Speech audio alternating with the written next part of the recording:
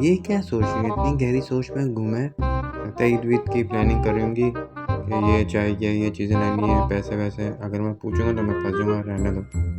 इससे अच्छा मैं अपना चुपचाप काम करूँ।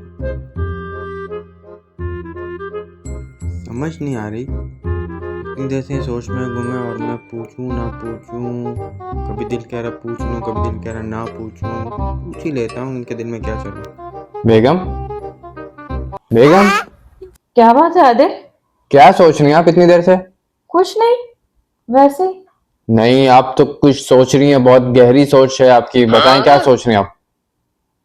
अरे आदिल कुछ नहीं, बस मैं ये सोच रही थी क्या मेरी जिंदगी के सिर्फ यही दो मकसद रह गए।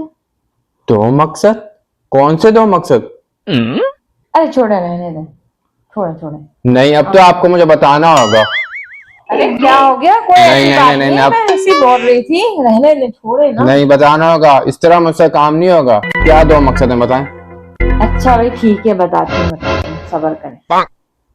मैं ये सोच रही थी कि जब भी ना मैं आपको देखती हूँ, आप जब आपका मूड ऑफ होता है और आप गुस्से में होते हैं, तो मेरी पूरी ये कोशिश होती है कि मैं किस तरह आपका मूड अच्छा कर दूं और ऐसा क्या करूं कि आप जिससे खुश हो जाएं।